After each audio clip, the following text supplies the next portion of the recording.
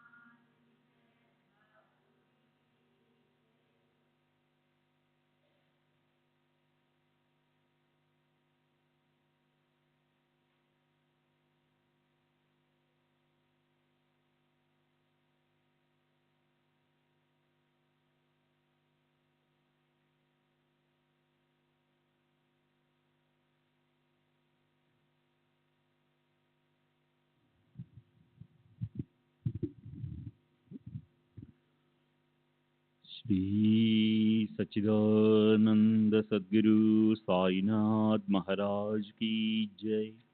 सद्गुरु श्री साईनाथ शरद बाबू जी की जय। శ్రీ సాయినాథాయ నమః. శ్రీ సాయిబాబా సత్య చరిత్ర 3వ అధ్యాయం నిన్నటి తరువాయి.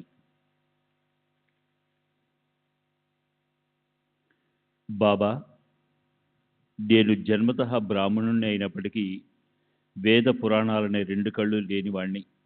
నాకు ఈ జన్మలో ఈ దోషం ఉన్నప్పటికీ తమ వల్లే నాకు శోభ వచ్చింది. శృతి స్మృతి అనేవి 2 బ్రాహ్మణులకు 2 కళ్ళు. వాటిలో ఒకటి లేనివాడు మెల్లకంటివాడు, 2 లేనివాడు అంధుడు. నేనలాంటి హీనుణ్ణి, దీనుణ్ణి.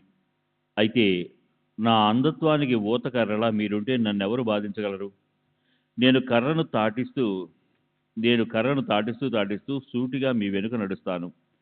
ఇప్పటికి ఏం చేయాలో పామరుణ్ణైన నాకు తెలియటం లేదు. నాకు మీరే బుద్ధిని ప్రసాదించండి. తమ కార్యాన్ని చివరిదాకా తీసుకెళ్ళండి. ఎవరి వల్ల మోగవాడు వదరబోతవుతాడో, కుంటివాడు మేరు పర్వతాన్ని లంఘిస్తాడో, అలా మాటలకు అందని శక్తి ఎవరికుందో వారి యుక్తి వారికే తెలుస్తుంది. నేను మీ కేవల పాదదాసుని, నన్ను నిరాశపరచకండి. ఈ దేహంలో శ్వాస ఆడుతున్నంత వరకు మీ కార్యాన్ని సాధించనియండి. శ్రోతలారా, ఇప్పుడు మీకు ఈ గ్రంథం రచించడానికి కారణం తెలిసిందనుకుంటా. శ్రీ సాయియే భక్తుల శ్రేయస్సు కొరకు వ్రాసేవారు, వ్రాయించేవారును.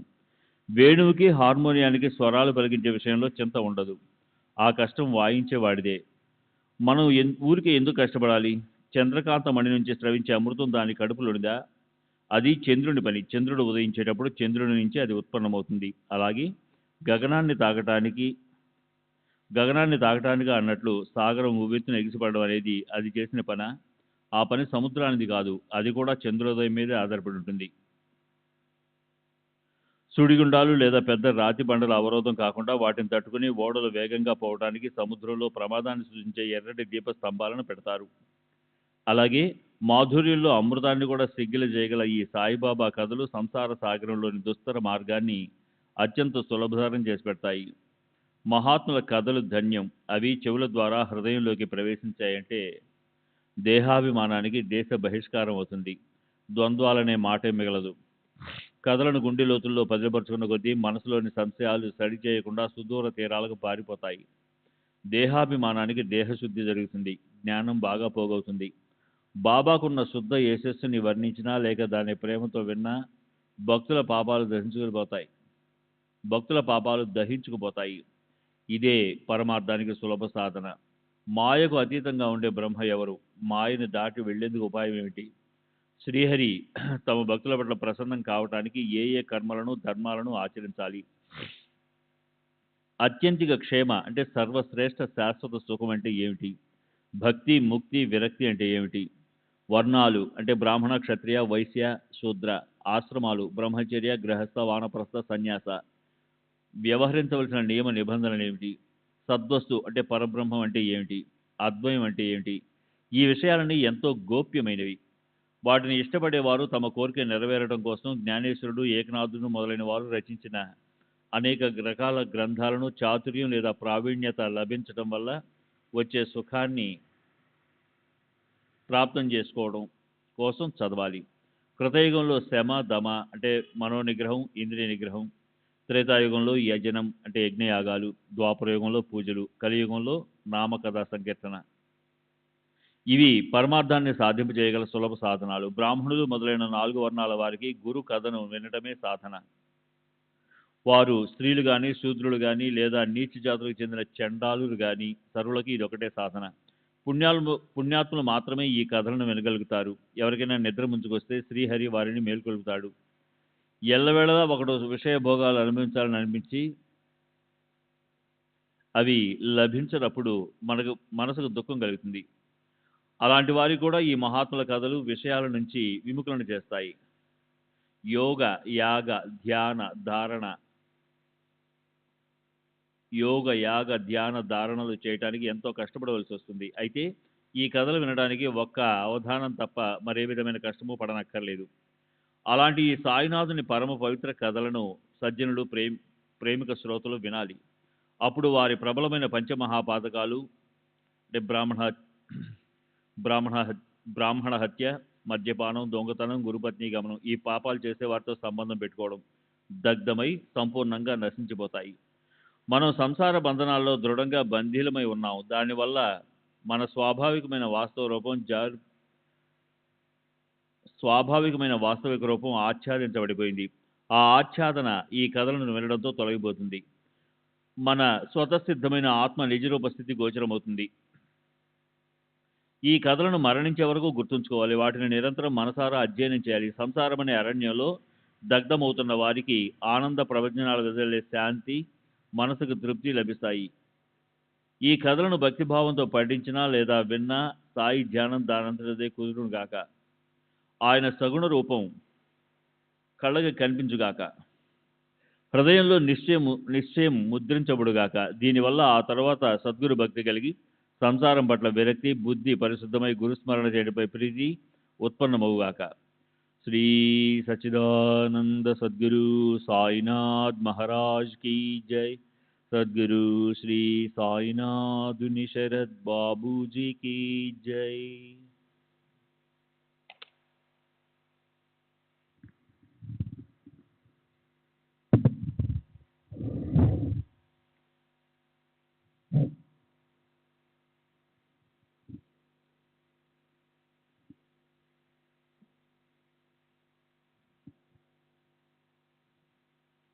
అలా మనసులో సంకల్పించి సాయినాథుల కృపతో నన్ను కేవలం పేరుకు మాత్రమే ముందు పెట్టి స్వయంగా ఈ గ్రంథ రచన అనే పనిని తామే చేశారు. ఆవుకి పొదుగు నిండా పాలుండి అది చేపుకొచ్చినప్పటికీ ఆ పాలను అది దూడకి తప్ప ఎవరికీ ఇవ్వదు. ఇది ఆవుకి పుట్టుక నుంచి ఉన్న అలవాటు. సాయినాథుల ప్రీతి కూడా అలాంటిదే. నా కోరికను అనుసరించి చాతకం లాంటి నాపై మేఘమనే జనని వర్షించి నా చిన్న తీవేచ్ఛను తీర్చి భక్తులకు తనవతీరా తృప్తినిస్తుంది. భక్తి ప్రేమల కౌతుకాన్ని ఏమని వర్ణించాలి?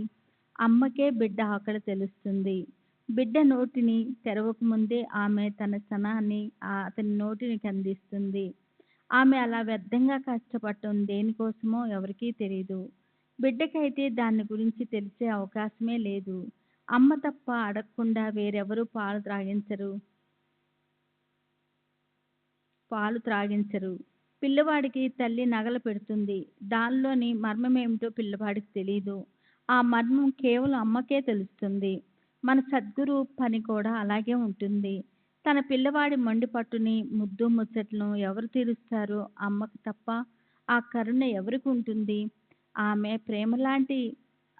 ప్రేమలాంటి ప్రేమ ఏ కొంచెమో ఎక్కడో అరుదుగా లభిస్తుంది. మంచి తల్లి కడుపున జన్మించడం అనేది మహాద్భాగంతో ఈశ్వరుడిస్తేనే లభిస్తుంది. ఆమె దుర్భర దుఃఖాన్ని సహించి పసివాడికి జన్మనిస్తుంది. అది పిల్లవాడికి భావనకి ఎన్నటికీ అందదు. ఈ విషయంలో బాబా ఇంకా కొన్ని మాటలు చెప్పారు. వాటిని ఇప్పుడు వినిపిస్తాను. సజ్జన శ్రోతలారా, మీరు శ్రద్ధగా వినండి. 1916 సంవత్సరంలో ప్రభుత్వోద్యోగం నుంచి నేను పదవి విరామం చేశాను.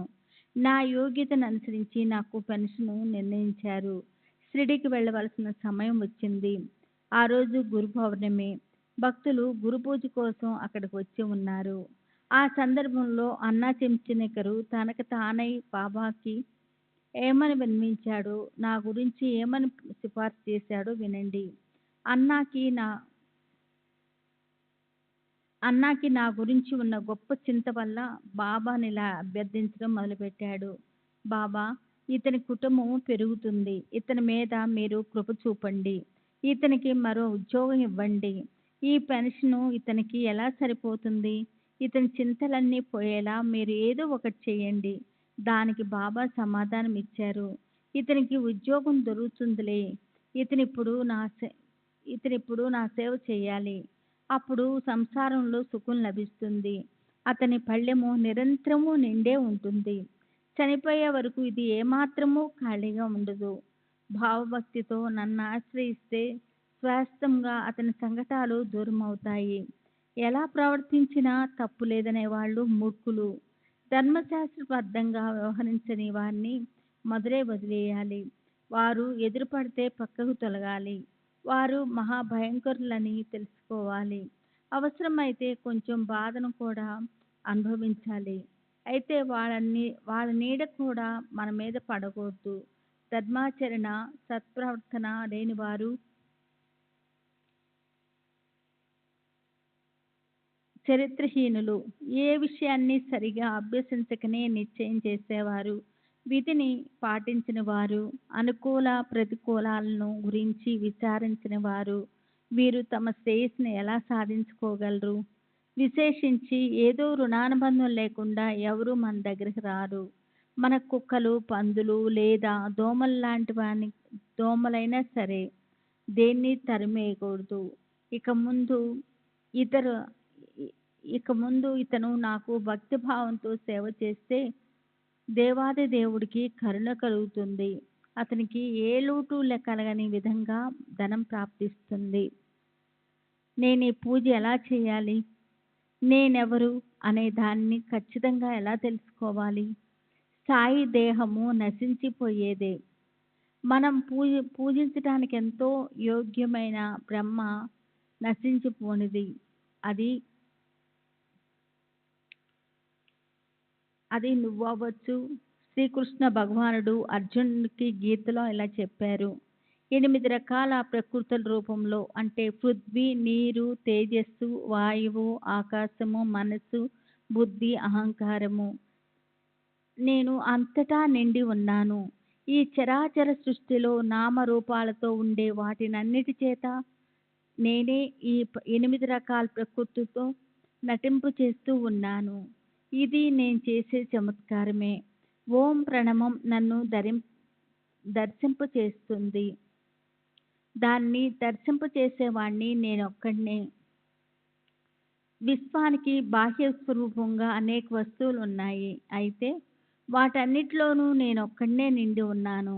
నేను కాక మరో వస్తువు లేని చోట ఇచ్ఛ అనేది ఎలా ఉంటుంది? నేనే అంతటా, ప్రతి చోట, ప్రతి దిక్కులోనూ నిండి ఉన్నాను. అన్ని ప్రదేశాల్లోనూ నేనే పూర్ణంగా ఉన్నాను అన్న ఈ భావన వల్ల నేను, నాది అన్న భావం అదృశ్యమైపోతుంది. అలాంటి వారికి కోరుకోవలసిందంటూ ఏముంటుంది? వారు సర్వత్రా సంపూర్ణంగా ఉంటారు. వారి బుద్ధితో ఇచ్ఛ అనేది ఉదయించదు. వారికి ఆత్మతో సంబంధం ఉండదు. సాయి మహారాజు మూర్తి భవించిన తమ ఆత్మే అన్న భావన ఉన్న చోట కామానికి స్ఫూర్తి ఎక్కడుంటుంది? కామనలు అనేక రకాలుగా ఉంటాయి. సూర్యకిరణాలతో తపించి కరిగిపోయే మంచులా నేనెవరు అనే దానకన్నాన్ని తెలుసుకోవడంతోని కామనలు కరిగిపోతాయి. మనస్సు, బుద్ధి మొదలైన ఇంద్రియాలతో సహా నేను స్థూల దేహాన్ని, సాక్షిభూతుణ్ణి. ఈ ప్రకారంగా గురువుకి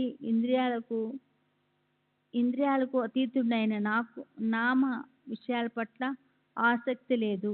ఈ జగత్తులో నేను లేని ఖాళీ స్థలం అంటూ లేదు. నేనే వాణ్ణి,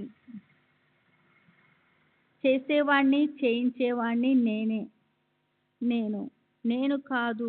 మనసు, బుద్ధి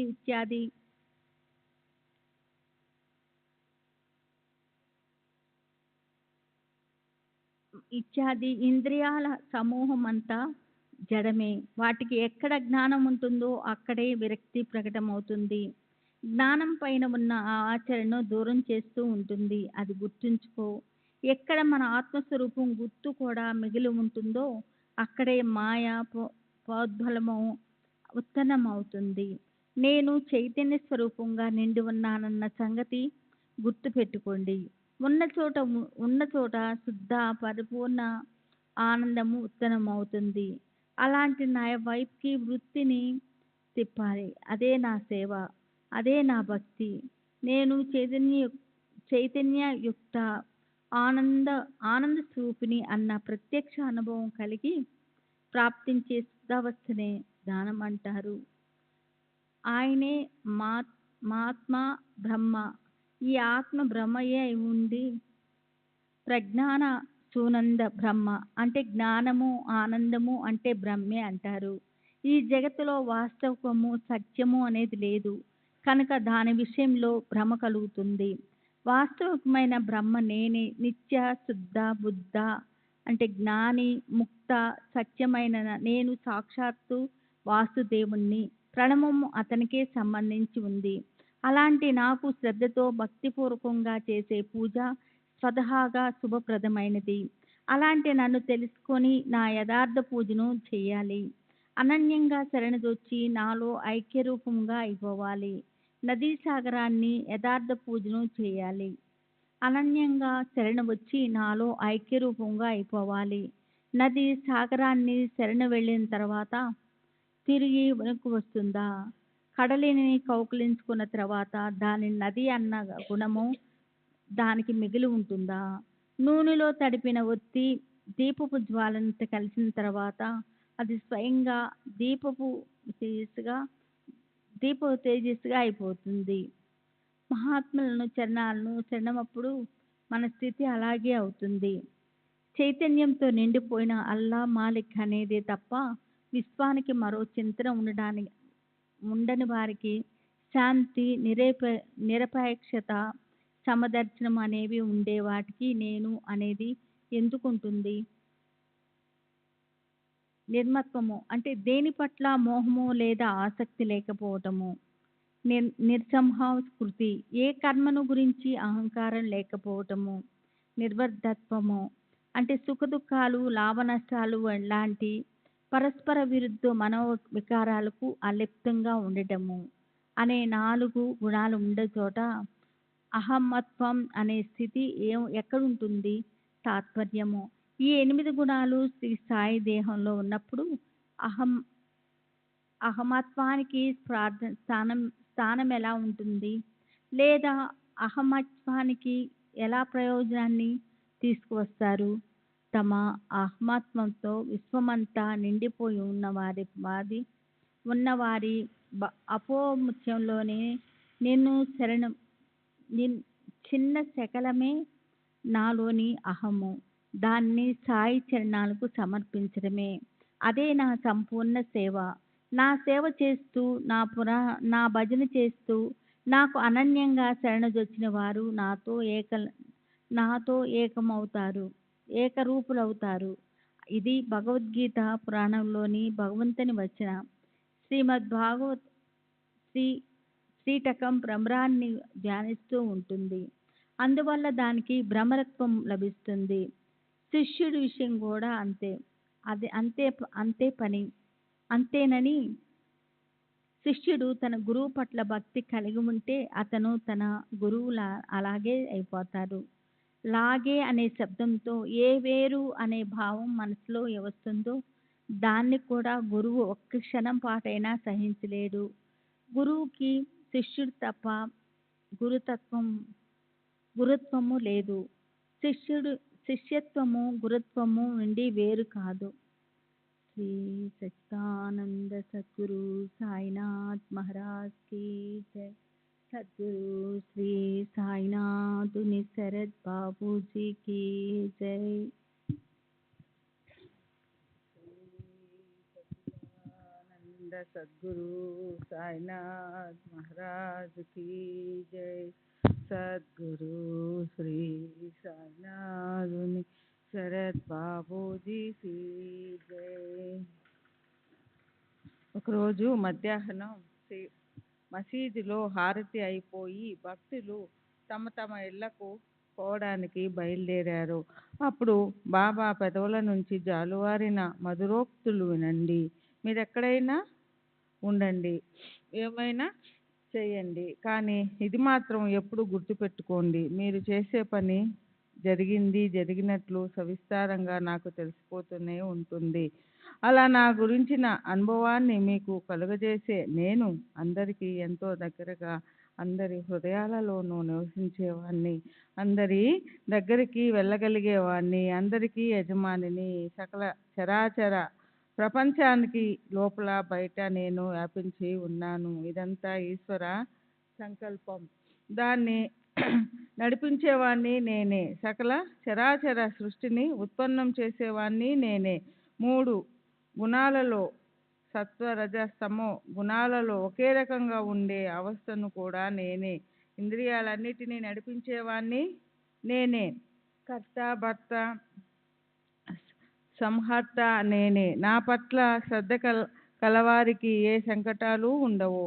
నన్ను విస్మరించిన వారిపై మాయ కొరడ జులింపిస్తుంది, అంటే బాధిస్తుంది.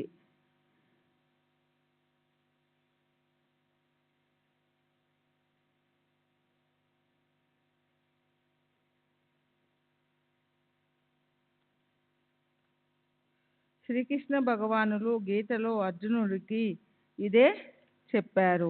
ఈశ్వర సర్వభూతానాం హృద్యేషర్జున తిష్టతి. భ్రమయనం సర్వభూతాని యంత్రరూధాని మాయయా. శ్లోకం 61, అధ్యాయం 18. అర్జున, ఈశ్వరుడు అన్ని జీవుల అంటే ప్రాణుల హృదయాలలో నివసిస్తాడు. ఆయన తన మాయతో జీవులను కీలుబొమ్మల్లా ఆడిస్తూ ఉంటాడు. తమేవ శరణం గచ్చ సర్వ భావేన భారత సాతత్పరం శాంతిస్థానం పశ్యాపి శాశ్వతం. శ్లోకం 62, అధ్యాయం 18. ఓ భరత, అన్ని రకాలుగా ప్రేమతో ఆయన్నే శరణు. ఆయన కృపతో సర్వోత్తమ శాంతి, శాశ్వతమైన మోక్ష పదవి నీకు లభిస్తాయి. అలాగే భూతిం సభాభ్యం తరి బరువుని బురలో చరాచరిం. దీనికోసం పురుష సూక్తంలో మొదటి మంత్రం చూడండి. సభూమిం విశ్వతో వృత్యాంత తిష్టత్ దశాంగులం. ఆ పురుషుడు ఈ జగత్తంతా పూర్ణతత్వంతో వ్యాపించి కూడా ఇంకా 10 అంగుళాల ప్రమాణంలో మిగిలి ఉన్నాడు. కనిపించేదంతా నా స్వరూపమే. చిన్న చిన్న క్రిములు, చీమలు, దరిద్రులు, రాజులు, అపారమైన స్థవర జంగమ విశ్వమంతా సాయియే, ఆయన స్వరూపమే. ఎంత గొప్ప సూచన! మహాత్ములు ఈశ్వరుడు వేరు కాదు. విశ్వంలోని చరాచరాన్ని నిష్పక్షపాతంగా ఉద్ధరించడానికి వారు అవతరిస్తారు.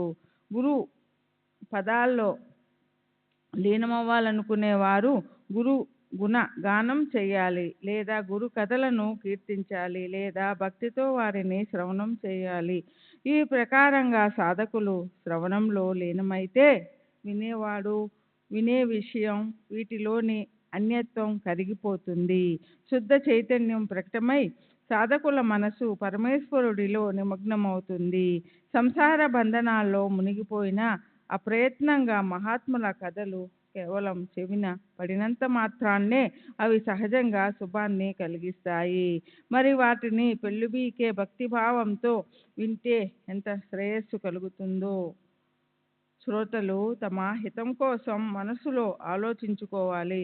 శ్రవణంతో గురు చరణాలలో ప్రేమ కలిగి క్రమక్రమంగా గొప్ప సుఖప్రాప్తి కలుగుతుంది. ఇంకా వేరే ఏ నియమ నిష్టలు పెట్టుకున్న అవసరం లేకుండానే గొప్ప హితం కలుగుతుంది. మనసులో ఇలా నిశ్చయం చేసుకుంటే అప్పుడు ఆ కమనీయ కథా సుందరి కౌగిళ్ళ పట్ల గాఢ ప్రేమ కలుగుతుంది. విషయ బంధనాలు సహజంగానే విడివడి పరమానందం ప్రకటమవుతుంది. మధురిమకే మాధుర్యాన్ని సంతరించి పెట్టగల బాబా చెప్పిన మాటలు విని ఇక నుంచి నేను నర సేవను మాని గురు సేవను చేస్తూ ఉండాలని మనసులో నిశ్చయించుకున్నాను. కానీ మనసులో అన్నా చించినీకరు వినంతికి సమాధానం ఇచ్చేటప్పుడు బాబా అతనికి ఉద్యోగం దొరుకుతుంది అన్న మాటలు అనుభవంలోకి వస్తాయా అని ఏదో గునుపు.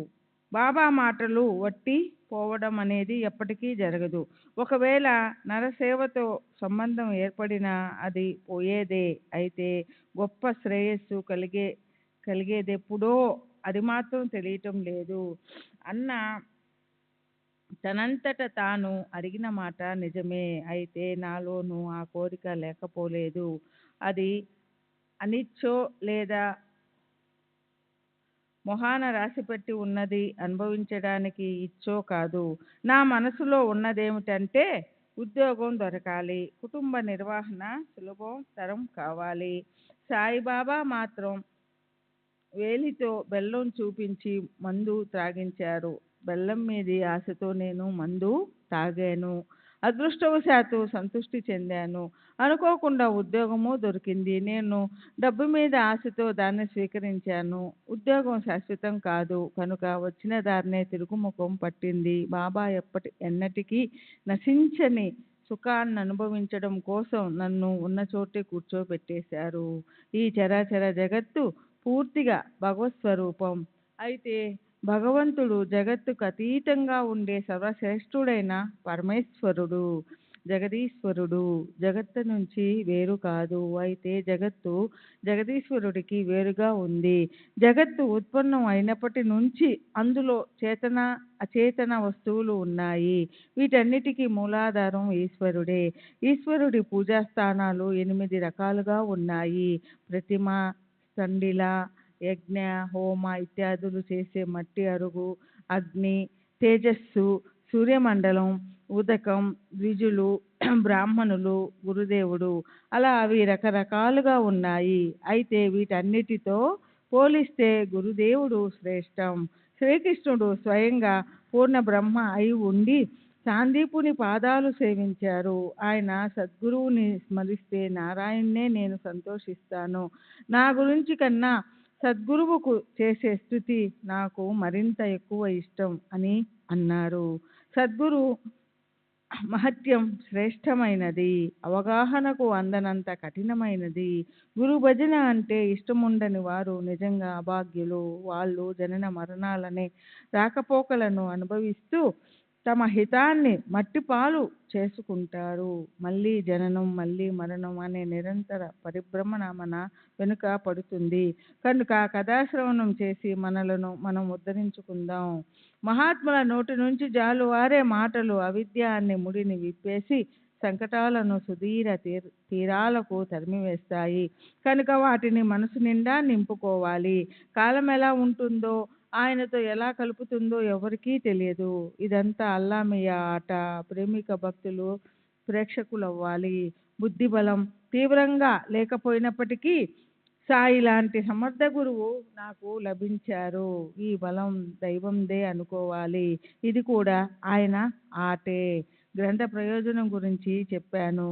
బాబా నాకు ఇచ్చిన ప్రోత్సాహాన్ని గురించి చెప్పాను. ఆ అనుసంధానంతో బాబా నుంచి ఆయన బ్రహ్మత్వము అంటే నేను బ్రహ్మను, ఆయన్ని పూజించే పద్ధతి విషయంలో మార్గదర్శనము అయ్యింది. ఇప్పుడు శ్రోతలు తరువాతి అధ్యాయాన్ని వినాలి. అందులో సమర్థ సాయినాథులు షిరిడీలో ఎలా అవతరించారన్న విషయం వర్ణించబడింది. అమాయకులు, భావికులు, చిన్న పెద్ద భక్తులంతా ఒక్క క్షణం పాటు జీవనాన్ని నిర్వీర్యం చేసే ప్రాపంచిక కష్టాలన్నీ చింతలన్నీ పక్కన పెట్టి విశిష్టమైన సాయి బాబా చరిత్రను వినండి.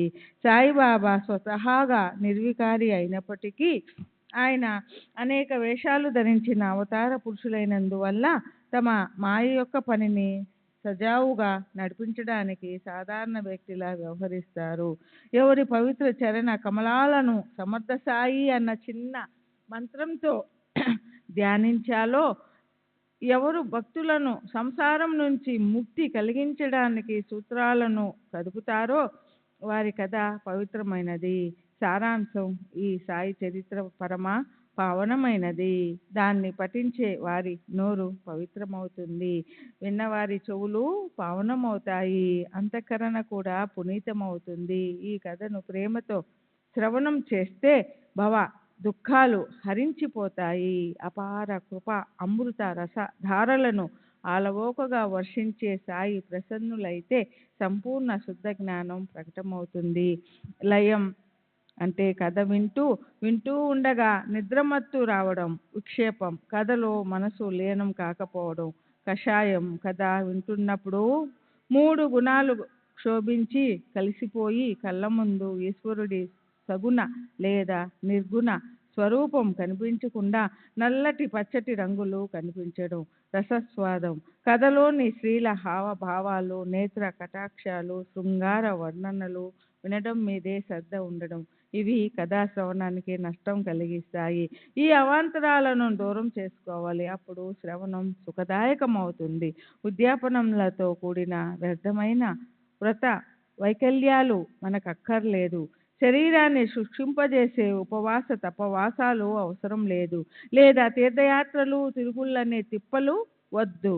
కేవలం ఈ చరిత్రను చెవులారా వింటే చాలు. గుండెల నిండా నిజమైన ప్రేమ ఉండాలి.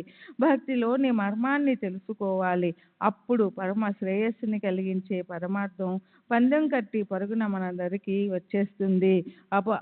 అశుభకారకము, బాధాకారకము అయిన అవిద్య, అజ పజ లేకుండా పారిపోతుంది. ఇతర సాధనల శ్రమ లేదు. ఈ సాయి చరిత్రను వినండి. సంచిత అగమిలను రాబోయే జన్మలు అనుభవించవలసిన సుఖ దుఃఖ రూప ఫల ఫలాల కారణమైన ప్రస్తుత జన్మలోని మంచి చెడు కృత్యాలు కొంచెం కూడా మిగిల్చొద్దు. లోబి ఏ పనిలో ఉన్నా అతని చిత్తానికి దాచిపెట్టిన ధనమే రాత్రింబవలు కనిపించినట్లు మన మనసుల్లో సాయి సాక్షాత్కరించాలి. సర్వులకి శుభమస్తు. ఈ ప్రకారంగా మహాత్ములు సజ్జనులు ప్రేరణ కలిగించిన భక్త హేమాడు పంతు రచించిన శ్రీ సాయి సమర్థుల సత్య చరిత్రలోని గ్రంథ ప్రయోజనం అనుజ్ఞాపనం అనే పేరు గల 3వ అధ్యాయం ముగిసింది. శ్రీ సద్గురు సాయినాథార్పమస్తు. శుభం భవతు. 3వ అధ్యాయానికి పరిపూర్ణ వివరణ. పైకి చూడబోతే ఈ అధ్యాయం గ్రంథ ప్రయోజనము, గ్రంథ రచనకి హేమాడు పంతుకి అనుమతి ఇవ్వడము, రోహిల్లా అభినవ కథలకు సంబంధించిందనిపిస్తుంది.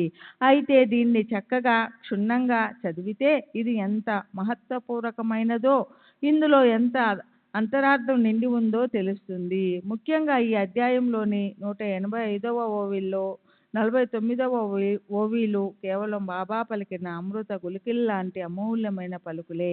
వాటిని పాఠకులు మళ్ళీ మళ్ళీ చదవాలని నాకు అనిపిస్తుంది.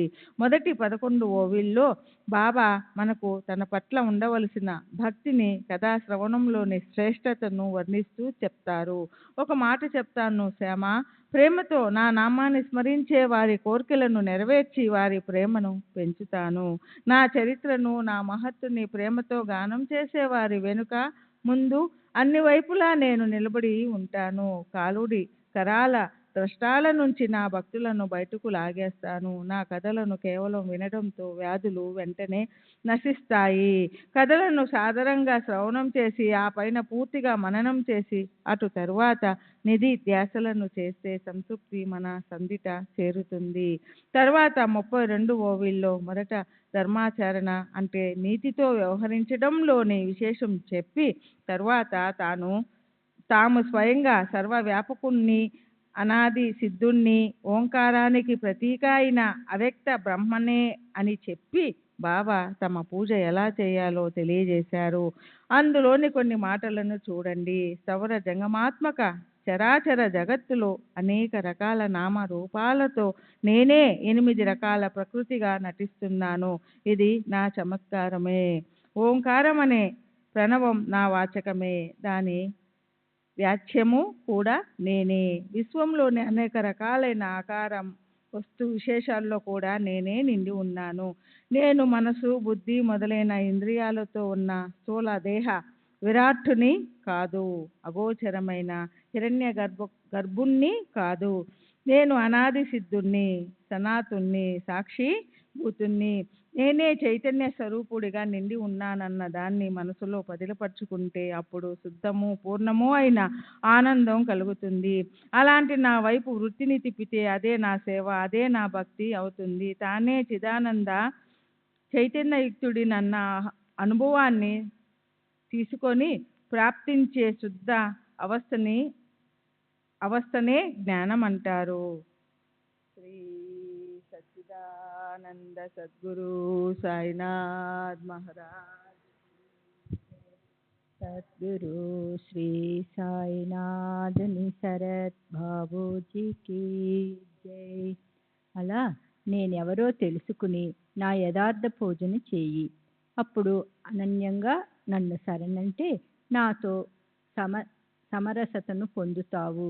కీటకం భ్రమరాన్ని ధ్యానించి తాను భ్రమరమే అయిపోతుంది. గురు భజన చేసే శిష్యుడు కూడా తన గురువుతో సమానంగా అయిపోతాడు. ఆ పైన తృప్తి కలగకనే కాబోలు. అధ్యాయం చివర బాబా ఇంకా ఇలా అంటారు, ఎక్కడైనా ఉండండి, ఏమైనా చేయండి, ఎప్పుడూ ఒకటి మాత్రం గుర్తుంచుకోండి, మీరు చేసే పనుల సమాచారం నాకు నిరంతరం తెలుస్తూనే ఉంటుందని గుర్తుంచుకోండి. ఇలా నిదర్శనమిచ్చే నేను, సర్వుల అంతరంగంలో ఉండే నేను అందరి హృదయాల్లో నివసిస్తాను. అందరికీ యజమానిని నేనే. ప్రాణులు లోపల బయట ఈ చరాచరమంతా నేనే నిండి ఉన్నాను. ఇది పరమేశ్వర సంకల్పం. దీనికి సూత్రధారిని నేను జీవుల సృష్టికర్తని, త్రిగుణాలను ఒకే రకంగా ఉంచేవాణ్ణి నేనే, ఇంద్రియాలన్నింటినీ వ్యవహరింపచేసేవాణ్ణి నేనే, సృష్టి స్థితి లయ కారుకుణ్ణి నేనే. నాపై శ్రద్ధ పెట్టిన వారికి ఎలాంటి బాధలు ఉండవు. నన్ను విస్మరించిన వారిపై మాయ తన కొరడాను జులిపిస్తుంది. సారాంశం, నన్ను మసీదులో ఉంటూ కఫ్నీ ధరించి తలకి వస్త్రం చుట్టుకుని దుని ముందు కూర్చుని నోటితో అల్లా మాలిక్ అనేటువంటి వినాశి దేహంతో ఉన్న సాయి అని అనుకోకండి. నేను అవినాశిని, అనాది సిద్ధుణ్ణి, సర్వవ్యాపకుణ్ణి, చైతన్య ఘన పరమేశ్వరుణ్ణి అని తెలుసుకుని అనన్యంగా శరణు వచ్చి నన్ను పూజించండి. అప్పుడు మీరు మద్రూపులుగా లేక నాలాహే అవుతారని బాబా చెప్పారు. కనుకే హేమాత్పంత్ ఈ అధ్యాయం చివరిలో ఇలా అంటారు: లోబి ఏ ఊళ్ళో తిరుగుతున్నా అతని మనసుకి అహర్నిశలు తమ దాచిన నిదే కనిపిస్తుంటుంది. అదేవిధంగా సాయిని మనసులో పెట్టుకోవాలి. 4వ అధ్యాయం సాయి సమర్పణ అవతరణ. సమర్థ సాయి అవనిపై మానవ రూపంలో జన్మించటం. శ్రీ గణేశునికి నమస్కారం, శ్రీ సరస్వతీదేవికి నమస్కారం, శ్రీ గురు మహారాజుకి నమస్కారం, శ్రీ కులదేవతకి నమస్కారం, శ్రీ సీతా శ్రీ రామచంద్రులకి నమస్కారం, శ్రీ సద్గురు సాయినాథునికి నమస్కారం. గడిచిన 1-2 అధ్యాయాల్లో మంగళాచరణం, గ్రంథ ప్రయోజనం చెప్పబడింది. గ్రంథకర్త తన అధికారాన్ని గ్రంథానికి విషయానికి గల సంబంధాన్ని యథారీతిలో స్పష్టం చేయడం జరిగింది. ఇప్పుడు ఈ మహాత్ములు ఈ భూమి మీద ఎందుకు జన్మిస్తారో, అలా వారు సాధించవలసిన కఠిన కార్యం ఏమిటో, వారు ఈ తరాతలంపై మానవ రూపంలో ఎందుకు రావలసి వచ్చిందో వినండి. శ్రోత మహాశైలారా, నేను మీ పదరజ కణాల్లో ఒక కణాన్ని. దీన్ని శ్రద్ధగా వినమని మీ కృపని యాచించటానికి నేను బిడియపడను. అసలే మహాత్ముల చరిత్రలు మధురం, అందులోనూ ఇది సాయి కథామృతం. సాయి యొక్క అనన్య భక్తులు దీన్ని సేవించి కనుల్లో కోటి తారకలను వెలిగించగల ఆనందంతో ఉప్పొంగిపోవాలి. బ్రాహ్మణులు ఆశ్రమ వర్ణాలను అనుసరించి శాస్త్రాలు నిర్దేశించిన ఆచార వ్యవహారాలలోనూ నియమాలను ఆచరించటాన్ని అలక్ష్యం చేసినప్పుడు, శూద్రులు బ్రాహ్మణులైపోవాలి అనుకున్నప్పుడు, ధర్మాచరణ చేసే వారిని అవమానించి వారిని శిక్షించబోయినప్పుడు, ధర్మశాస్త్రాలను ఎవరూ లెక్క చేయనప్పుడు, ఇంటింటా సర్వులు తాము విద్వాంసులు అని అనుకున్నప్పుడు, ఒకరిపై ఒకరు ఆధిపత్యాన్ని చలాయిస్తున్నప్పుడు, ఒకరి మాట ఒకరు లెక్క పెట్టనప్పుడు, తినరానివి తింటూ సేవించరానివి సేవిస్తూ ఇలా ఆచార విచారాల పట్ల ఎంతో నిర్లక్ష్యంతో ఉండి బ్రాహ్మణులు బహిరంగంగా మధ్య మాంసాదులను సేవిస్తున్నప్పుడు, ధర్మం ముసుగు వేసుకుని లోపల అత్యాచారాలు చేస్తున్నప్పుడు, దీనివల్ల ధార్మిక పందాల్లో ద్వేషం ప్రబలిపోయి ప్రజలు బాధలతో విసిగిపోయినప్పుడు, బ్రాహ్మణులు స్నాన సంధ్యాదుల పట్ల విసుగుతో విముఖులైనప్పుడు, కర్మఠులు ధర్మాచరణ విధి వీటిల్లో నిపుణులు వాటిని శ్రద్ధతో ఆచరించేవారు. అనుష్ఠానాలను అనగా దేవప్రీతి కోసం అభిషేకం మొదలైన విధిపూర్వక కర్మలు చేయటాన్ని విసుక్కున్నప్పుడు, యోహులు జప తప ధ్యానాలను చీదరించుకున్నప్పుడు, ఆ సమయంలో మహనీయులు అవనిపై అవతరిస్తారు. జనులు ధన గౌరవాలు భార్యాబిడ్డలే సమస్త సుఖాలకు స్థానమని పారమార్థికాన్ని గురించి ఆలోచించటానికి విముఖులైనప్పుడు మహాత్ములు అవతరిస్తారు. ధర్మానికి గ్లాని పట్టుకున్నప్పుడు, జనులు శాశ్వత శ్రేయస్సును కోల్పోయినప్పుడు, ధర్మాన్ని జాగృతం చేయగల మహాత్ములు దేహధారణ చేస్తారు. మానవులు దీర్ఘ ఆయుష్ని, జన్మంతా పొందవలసిన ఆరోగ్యాన్ని, ఐశ్వర్యాన్ని పోగొట్టుకుని కేవలం కడుపు నింపుకోవటం, విషయ సుఖాలను అనుభవించటాన్నే ఆనందంగా భావించి వాటి పట్లే లక్ష్యాన్ని పెట్టి నీతిభ్రష్టులైనప్పుడు, ఆత్మోద్ధరణను అన్ని విధాలుగా కోల్పోయినప్పుడు మహాత్ములు మహితపై అవతరిస్తారు. వర్ణాశ్రమ నియమాలను రక్షించటానికి అధర్మాన్ని సమూలంగా పెకలింపచేయటానికి, దీనులను దరిద్రులను సంరక్షించటానికి మహాపురుషులు ఈ పృథ్వీ మీద జన్మిస్తారు. మహాత్ములు, ముక్తులు వాళ్ళు దీనోద్ధరణ కోసం ఎప్పుడూ సిద్ధంగా ఉంటారు. వారు కేవలం ఇతరుల కోసమే ఉంటారు. అందులో వారికి తమ గురించిన స్వార్థం ఉండదు. ప్రవృత్తి అనే ఎత్తైన చలించే నిర్మాణం చుట్టూ నివృత్తి అనే పునాదిని కట్టి దానిపై పారమార్థిక మందిరాన్ని నిర్మిస్తారు. భక్తులను సహజ గతితో ఉద్ధరిస్తారు. ధార్మిక కార్యాలను, ధర్మాన్ని జాగృతం చేసి తమ అవతార కార్యాన్ని నెరవేర్చుకుంటారు. తమ అవతార కార్యం ముగియటంతో తమ అవతారాన్ని కూడా చాలిస్తారు. ప్రత్యేగాత్మే జీవాత్మ లేక అంతరాత్మ జగత్తునంతటికి పొంగి నింగి నంటే పాల సముద్రం లాంటి ఆనందాన్ని ఇచ్చే పరమేశ్వరుడు. ఆ పరమేశ్వరుడే శుభకారకుడు. అంతేగాక సుఖాన్నిచ్చే గురువు కూడా ఆయనే. పరాకాష్ఠకు చెందిన పరవళ్ళు త్రొక్కే ప్రేమకు స్థానం అవినాశి, శాశ్వతుడు, అవిభాజ్యుడు. దేశకాల వస్తు భేదాలను ఎరగని వాడు. అతను విభజించరాని విధంగా ఉంటాడు. పర అనగా నాభి వద్ద ఉండే వానికి మొదటి స్ఫురణ. పశ్యంతి హృదయస్థానంలో అల్పమాత్రంగా ఉత్పన్నమయ్యేది. మధ్యమ అనగా కంఠస్థానంలో ఉండే మననాత్మకం. వైఖరి అనగా దీనివల్లే నోటి నుండి శబ్దాలు బహిర్గతమవుతాయి. ఈ నాలుగు వాణులు ఆయన్ని వర్ణిస్తూ అలసిపోయాయి. వేదాల చాతుర్యం కూడా పనిచేయలేదు. నేతి అనగా ఇది కాదు అంటూ అవి కూడా ఓడిపోయాయి. షట్శాస్త్రాలు అనగా 6 శాస్త్రాలు, 6 వేదాంగాలు అంటే శిక్ష, ఛందస్సు, వ్యాకరణం, నిరుక్తం, జ్యోతిషం, కల్పము. షట్ దర్శనాలు అనగా 6 దర్శనాలు అంటే సాంఖ్య, యోగ, న్యాయ, వైశేషిక, మీమాంస, వేదాంతం సిగ్గుపడ్డాయి. పురాణాలు అనగా సృష్టి, ఉత్పత్తి, దేవతలు, వీరపురుషులు ఇత్యాది విషయాలు వర్ణింపబడిన అలాంటి సంస్కృత భాషలోని కావ్యాత్మకమైన 18 పవిత్ర గ్రంథాలు.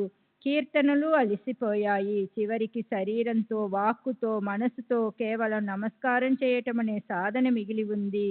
అలా అత్యంత అద్భుత లీలలను చూపిన మహాత్ములైన సాయి చరిత్రను, ఆయన పవిత్ర గాథను విని మన చెవులను పావనం చేసుకోవాలి.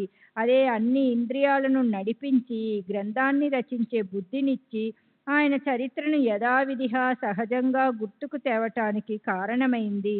ఆయన సర్వులకి అంతర్యామి, లోపల బయట అన్ని చోట్ల వ్యాపించి ఉంటారు.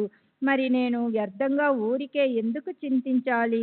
సుమధుర ప్రేమను వెదజల్లే ఆయన ఒక్కొక్క గుణము గుర్తొస్తే మనసు స్తబ్దమైపోతుంది. మరి వానికి ఆయన్ని వర్ణించటం ఎలా సాధ్యమవుతుంది? దృఢ మౌనమే ఆయన కథనమవుతుంది. నాసికతో పూలను ఆహ్వానించాలి. స్పర్శేంద్రియాలతో శీతోష్ణాలను స్పర్శించాలి. కళ్ళతో సౌందర్య సుఖాన్ని ఆస్వాదించాలి. ఇంద్రియాలు తమంత తామే సుఖించాలి. నాలుక చక్కెరను రుచి చూస్తుంది, అయితే అది ఆ విషయాన్ని ఇతరులకు స్పష్టంగా చెప్పలేదు.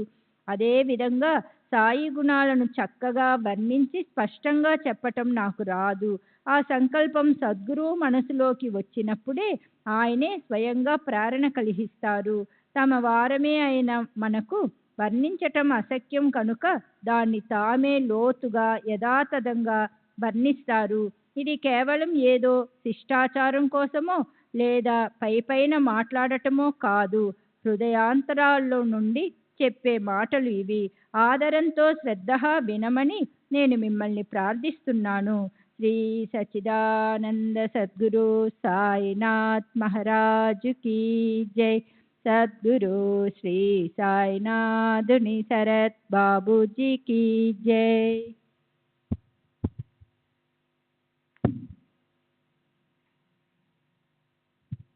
గానగాపూర్ నృసింహవాడలాగే ఔదంబర్ బెల్లవడిలాగే గోదావరి నది తీరాన ఉన్న షిరిడీ క్షేత్రం కూడా ప్రసిద్ధి చెందింది. గోదావరి పవిత్ర తీరం, జనులని పునీతం చేసే గోదావరి పవిత్ర జలం మనసుని గిలిగింతలు పెట్టే గోదావరి పిల్లగాలులు ఇవన్నీ అవనిపై అలుముకున్న అంధకారాన్ని ఆవలకు నెట్టేస్తాయి. గోదావరి మహిమ వర్ణన కందనంత అందమైనది. అది జగత్తంతా ప్రసిద్ధం. అక్కడ ఒకరిని మించి ఒకరు మకుట మణులదగిన మహనీయుల పరంపర వచ్చిపోయింది. ఆ గోదావరి తీరంలో అనేక తీర్థాలున్నాయి. అందులోని నీరు పాపాలను ప్రక్షాళన చేస్తుంది. అందులో స్నానం చేసినా, ఆ నీటిని సేవించినా ప్రాపంచిక దుఃఖాలు పలాయనమవుతాయని పురాణాల్లో చెప్పబడింది. ఈ గోదావరి నది అహ్మద్ నగర్ జిల్లా కోపర్గాం తాలూకాలో, ఇప్పటి రహతా తాలూకాలో ఉంది. కోపర్గాం పక్క నుంచి షిరిడీకి వెళ్ళే లేదా 9.5 కిలోమీటర్ల నీమ్గాంలో గుర్రబండి ప్రవేశించగానే షిరిడి ఎదురుగా కనిపిస్తుంది. నివృత్తి, జ్ఞానదేవుడు, ముక్తాబాయ్, నామదేవుడు, జానాబాయ్, గోరా కుంబార్, గోణాయి. ఈమె ఎంత నామదేవుని తల్లి అయినా మహాత్ముల మాలలో ఆమెకి స్థానం ఇవ్వటం సరికాదని నాకు అనిపిస్తుంది. ఇక్కడ నా అభిప్రాయం ప్రకారం గోమాయ అనే శబ్దం ఉండాలి. గోమాయ అని పేరు గల ఒక వితంతు బ్రాహ్మణ మహనీయురాని వర్ణన మహీపతి బువ్వగారి శ్రీ భక్తి విజయంలో లభించింది. ఒకసారి చంద్రభాగా నదికి గొప్ప వరదలు వచ్చాయి. ఏ నావికుడు కూడా ఆమెను నది ఒడ్డున ఉన్న విఠలుడి దర్శనానికి తీసుకెళ్లలేదు. అప్పుడు విఠలుడు స్వయంగా నావికుడు రూపాన్ని ధరించి ఆమెను అవలి తీరానికి చేర్చి విఠలుని దర్శనం కలిగించాడు. తుకారాం, నరహరి, సోనారు, నరసింహ మెహతా, సజన్ కసాయి, సామెత మాళి అనే మహాత్ములు గతంలో ఉండేవారు. ఇప్పుడు కూడా మహాత్ములు చాలామందే ఉన్నారు. సాత్విక వృత్తిలో ఉండే వీరంతా జగత్తంతా తమ కుటుంబమేనని భావించి కష్టాల కాలిమిలో కాలిపోయే వారికి ఆధారమయ్యారు. మహాత్ముల్లో శ్రేష్ఠులనదగిన సంత రామదాస్ గోదావరి తీరాన్ని వదిలి జగత్తును ఉద్ధరించడానికి కృష్ణా తీరంలో ప్రకటమైనారు. అలాగే గొప్ప యోగీశ్వరులైన సాయి షిరిడి చేరుకున్న పుణ్యం కొద్దీ జగత్తుని ఉద్ధరించడానికి గోదావరి సమీపాన అవతరించారు. పరశువేది ఇనుమును సువర్ణంగా మారుస్తుంది. అలాంటి పరశువేదితో మహాత్ములను పోలుస్తారు. అయితే మహాత్ములు చేసే అలౌకిక పద్ధతి ఏమిటంటే వారు భక్తులను తమకు ప్రతిరూపాలుగానే చేసేస్తారు. భేదభావాలను వదిలి చరాచర వస్తువులన్నీ బ్రహ్మరూపమేనని, మనకు కనిపించే ఈ జగదైశ్వర్యం బ్రహ్మ యొక్క అఖండైశ్వర్యమేనని, ఈ ప్రకారంగా ఈ విశ్వమంతా సంపూర్ణంగా తామేనన్న యథార్థ జ్ఞానం కలిగినప్పుడు కలిగి ఆ సుఖమాధుర్ని ఏం చెప్పను, సుధామధుర భావతరంగాల్లోకి చేర్చే ఆ అనిర్వచనీయమైన గొప్ప అనుభవం కలుగుతుంది. అలాంటి నాది అన్న భావం ప్రాప్తించాక తాము తప్ప వేరేదేది ఎక్కడా లేనప్పుడు ఎవరి మీద వైరభావం పెట్టుకోవాలి, ఎవరికి భయపడాలి? షిరిడీలో సాయినాథులు కూడా మంగళవేడిలో సంత దామాజీ పంతు, సజ్జనగుడిలో సమర్థ రామదాసు, వాడిలో నృసింహ సరస్వతుల్లాగే జయించడానికి కఠినం. తీరాన్ని చేరటం మరింత కష్టము అయినా సంసారాన్ని జయించారు. అమృత జల్లులు చిలకరించే శాంతే ఈయనకి అలంకారం. మూర్తి భవించిన జ్ఞాన భాండాగారమే ఈయన. వైష్ణవులకు ఈయన పుట్టిల్లు లాంటి వారు. ఉదారాల్లోకెల్లా ఉదారులైన ఈయన పారమార్థిక కన్నుని అవతారమే. ఈ సాయి సంసారంలోని సారమే. అశాశ్వతమైన వస్తువుల పట్ల ఈయనకి ఆసక్తి లేదు. వారి వృత్తి ఆత్మస్వరూపంలో లీనమై ఉంటుంది. పరమ ప్రాప్తిని సాధ్యం చేసుకోవడం మీదే వారి లక్ష్యం ఉంటుంది. అలాంటి వారి స్థితిని గురించి ఏం వర్ణించాలి? ఇహలోకానికి చెందిన ఔన్నత్యాన్ని కానీ అల్పత్వాన్ని కానీ ఆయన లెక్క చేయరు. పరలోక సుఖం అంటే ఉల్లాసం లేదు, అవహేళన కూడా లేదు. ఆయన అంతరంగం స్వచ్ఛమైన అద్దంలా నిర్మలమైంది. ఆయన వాణి నిరంతరం కృపామృత రసధారాలను వర్షిస్తుంది. రాజులు పేదలు, దరిద్రులు, దీనులు వీరంతా ఆయన దృష్టికి ఒక్కలాగే కనిపిస్తారు. ఆయనకి మానవామానాలు తెలియవు. ఆయన స్వయంగా సకల ప్రాణి కోటిలోనూ వ్యాపించి ఉండే పరమేశ్వరులే కానీ అందరిలాగే లోకులతో సహజంగా మాట్లాడతారు, వ్యవహరిస్తారు. దేవాదాసీల నాట్యాన్నవలోకిస్తారు. గేయ కవిత్వాన్ని లేదా గానాన్ని వింటూ పారవస్యంతో ఊగిపోతారు. అయినా ఆయన స్థితి కించెత్తైనా భంగం కాదు. అల్లా నామస్మరణ వారిని గుర్తించటానికో చిహ్నం. జగత్తంతా మేల్కొని ఉన్నప్పుడు ఆయన నిద్రిస్తారు, జగత్తు నిద్రిస్తున్నప్పుడు ఆయన మేల్కొని ఉంటారు. ఆయన అంతరంగం సర్వాన్ని తనలో దాచుకొని గంభీరంగా ప్రవహించే సాగరంలా శాంతంగా ఉంటుంది. ఆయన నిశ్చిత ఆశ్రమం ఏమిటో ఎవరికీ తెలియదు. ఆయన ఏ ఆచార వ్యవహారాల్లో నియమాలను పాటించరు. తాము కూర్చున్న చోటు నుంచి ఎక్కువగా కదలరు. అయినా అన్ని వ్యవహారాలు ఆయనకు తెలుస్తాయి. ఆయన దర్బార్లో పైకి కనిపించేది ఎప్పుడూ ఆడంబరమే. అయినప్పటికీ ఆయన 190 కథలు చెప్పినప్పటికీ ఆయన మౌనాన్ని విడవరు. ఆయన మసీదు గోడను ఆనుకొని నిలబడతారు. ఉదయము సాయంత్రము భిక్ష కోసం గ్రామంలో తిరిగినప్పటికీ, లెండి బాగుకి లేదా చావడికి పోతున్నప్పటికీ ఆయన ఆత్మస్థితి అఖండంగా ఉంటుంది. శ్రీ సచ్చిదానంద సద్గురు సాయినాథ్ మహారాజ్. సద్గురు శ్రీ సాయినాథుని శరత్ బాబూజీకి జై. గతంలో ఏ జన్మలో, ఏ సందర్భంలో, ఏ సమయంలో నేనెంత తపస్సు చేశానో కానీ దేనివల్ల శ్రీ సాయినాథులు నన్ను మమతానురాగాలను పంచే తమ నులివెచ్చని ఒడిలో చేర్చుకున్నారో అది నాకు తెలియదు. అయితే అది నా తపస్సుకి ఫలితమా? నేనైతే జన్మతః దుష్టుణ్ణి. శ్రీ సాయి స్వతహాగా దీనుల మీద ప్రేమ కురిపించేవారు. ఇదంతా ఎన్నటికీ మార్పు చెందని ఆయన కృపే. సిద్ధ పురుషుల మార్గంలో జన్మించినప్పటికీ ఆయన పద్ధతి సాధకుల్లాగానే ఉండేది. ఆయన స్వభావం అహంకార రహితంగా అత్యంత నమ్రతతో ఉండేది. ఆయన అందరినీ గౌరవించేవారు. పైఠాన్ని ఏకనాథులు, ఆళందిని జ్ఞానదేవులు లాగే శ్రీ సాయి షిరడీని మహిమా సంపన్నం చేశారు. ప్రతిరోజు ఏ ప్రయత్నము చేయకుండానే బాబా చరణాలను హాయిగా చుంబించి బాబా పాదధూళిని తలపై ధరించే అదృష్టాన్ని పొందిన షిరడీలోని తృణాపాషాణాలు ధన్యం. షిరిడియే మనకి పండరీపురం, షిరిడియే జగన్నాథపురి, ద్వారక, షిరిడియే గయా, షిరిడియే విశ్వేశ్వరుడి కాశీ, షిరిడియే రామేశ్వరం కూడా, షిరిడియే మనకు బదరీనాథ్, కేదార్నాథ్, షిరిడియే మనకు నాసిక, త్రయంబకేశ్వరం, షిరిడియే మహంకాళేశ్వరుడి ఉజ్జయిని, షిరిడియే మహాబలేశ్వరుడి గోకర్ణ క్షేత్రం. షిరిడీలో సాయితో సమాగమమే మనకు ఆగమ నిగమాలు, వేదాలు, ధర్మశాస్త్రాలు. దానివల్ల సంసారంలోని వ్యవహారాలపై ఆసక్తి తగ్గిపోయి పారమార్థిక మార్గం సులభతరం అవుతుంది. సమర్థ సాయి దర్శనమే మనకు యోగ సాధన. వారితో చేసే సంభాషణే మనకు పాప ప్రక్షాళన. ఆయన చరణ సంవాహరమే మనకు త్రివేణి, గంగా, యమున, గుప్తంగా ఉండే సరస్వతి. ఈ 3 నదుల సంగమ ప్రవాహమే అలహాబాదులోని ప్రయాగ స్నానం. ఆయన చరణ తీర్థ సేవనమే మన వాసనల నిర్మూలన. ఆయన ఆజ్ఞే మనకు వేదవాక్కు. వారి విభూతి ప్రసాద సేవనమే మనకు అన్ని రకాల పుణ్య పావన సాధన.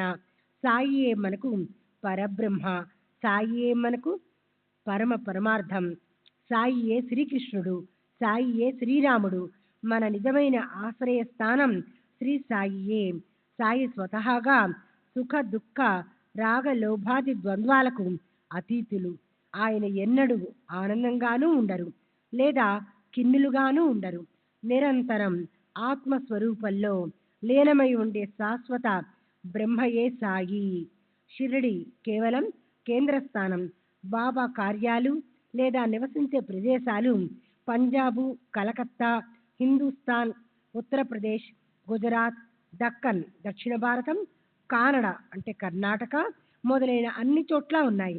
షిరిడీలోని సాయి సమాధి అంటే మహాత్ములందరూ కలిసే స్థానం. అక్కడికి వెళ్ళే దారిని పట్టుకొని అటువైపు వేసే ప్రతి అడుగు జీవుల సంసార బంధనాన్ని ఛేదిస్తుంది. కేవలం ఆచారాన్ని అనుసరించే అయినా సమాధి దర్శనం చేసుకుంటే చాలు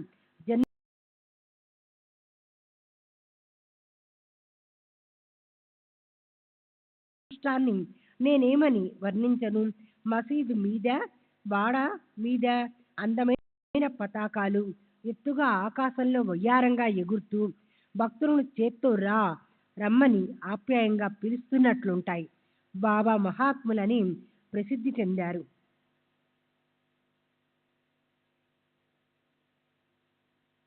ఊరూరా ఆయన గొప్పతనం వ్యాపించింది.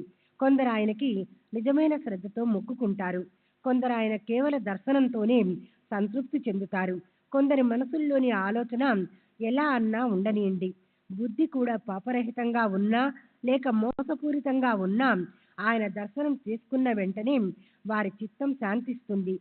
అప్పుడు జనుల మనసుల్లో కలిగే ఆశ్చర్యం అంబరాన్ని చుంబిస్తుంది. శ్రీ సచ్చిదానంద సద్గురు సాయినాథ్ మహారాజ్ की जय. सद्गुरु श्री साईनाथुनि शरत बाबूजी की जय.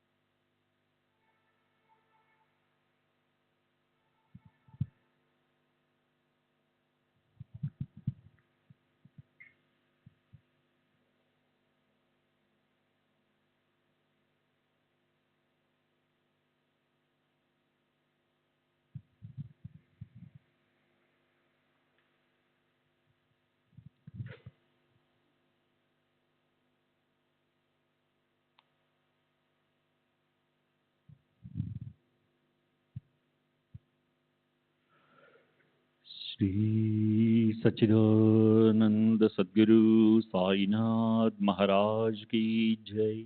सद्गुरु श्री साईनाथ शरद बाबू जी की जय.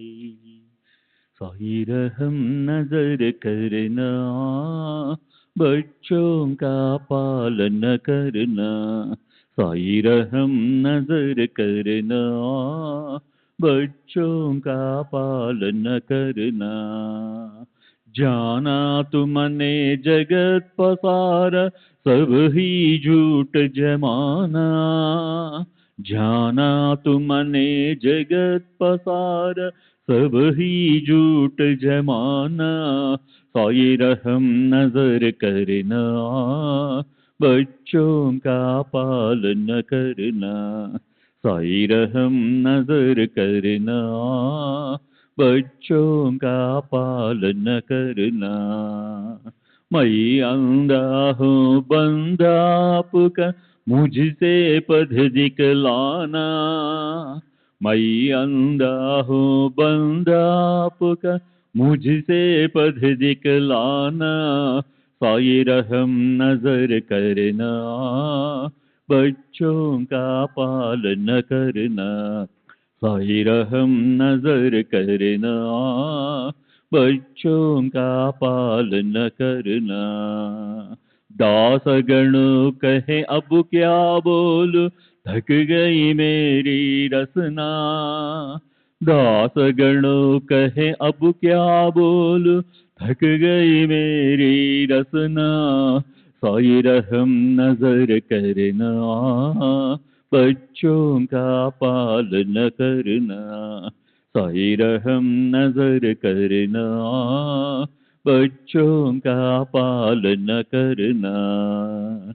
रहमो नजर करो अब मोरे साई, तुम बिना नहीं मुझे माँ बाप भाई। नमो नजर करो मैं आंधा हूँ, बंदा तुम्हारा। मैं आंधा हूँ, बंदा तुम्हारा। मैं ना जानू, मैं ना जानू, मैं ना जानू। अल्लाह इलाही रहमो नजर करो, रहमो नजर करो अब मोरे साई। तुम बिना नहीं मुझे माँ बाप भाई। रहमो नजर करो काली जमाना मैंने गमाया। काली जमाना मैंने गमाया, साथी आखिर का, साथी आखिर का, साथी आखिर का। तुम बिना कोई। रहमो नजर करो, रहमो नजर करो अब मोरे साई। तुम बिना नहीं मुझे माँ बाप भाई। रहमो नजर करो अपने मस्जिद का झाड़ू गड़ो है। अपने मस्जिद का झाड़ू गड़ो है। मालिक हमारे, मालिक हमारे, मालिक हमारे। तुम बाबा साई। रहमो नजर करो, रहमो नजर करो अब मोरे साई। तुम बिना नहीं मुझे माँ बाप भाई। रहमो नजर करो।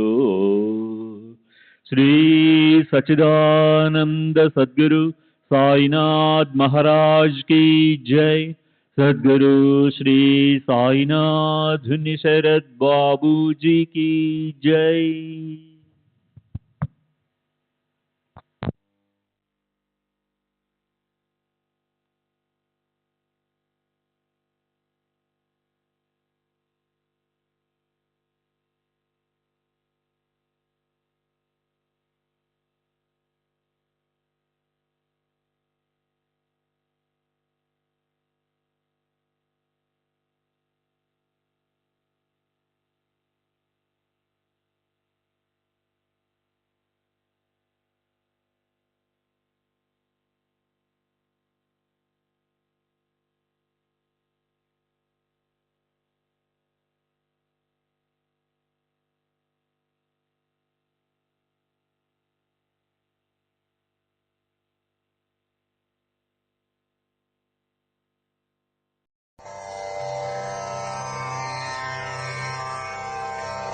श्री सच्चिदानंद सद्गुरु साईनाथ महाराज की जय। सद्गुरु श्री साईनाथुनि शरद बाबू जी की जय।